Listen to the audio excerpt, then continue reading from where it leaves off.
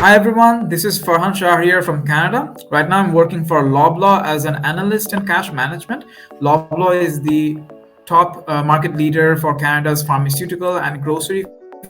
Prior to this, I worked at the Royal Bank of Canada. I used to handle clients of different diverse backgrounds back then. And before that, I completed my Master of Finance from the University of Manitoba. My journey in Canada has been very incredible, and I have had a lot of challenges and opportunities I'm thankful for.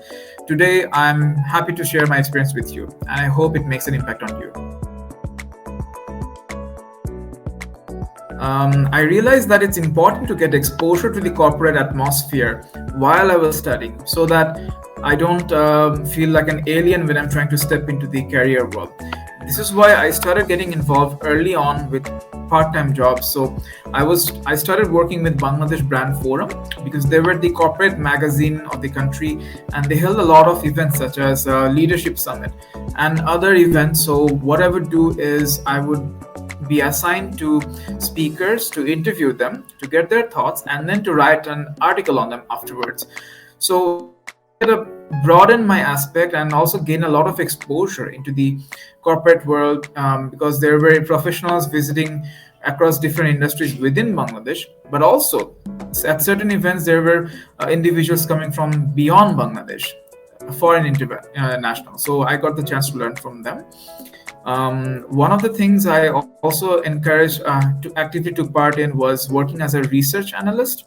My apologies, I meant to say research assistant. So I was working with one of our renowned faculties, Khan Muhammad Sakiful Alam, and I worked with him to establish one of the financial papers on FMEA. So thankfully that was successfully established, and I had a chance to work with very talented individuals while I was doing that project. So things like that gave me a bit of exposure that ultimately helped me propel my career in Bangladesh. When I graduated from BBA, I was actively taking part, I was actively preparing for GMAT because it's required for foreign country admission. But at the same time, it also helps you get admission, prepare for admission tests at MNCs or multinational companies like Unilever or GlaxoSmithKline. So this came to be a very good preparation because I had a lot of difficulty making it past the written test. And once I made it past the written test, there were additional interview sessions, there were other activities which I got a lot of help from my extracurricular background.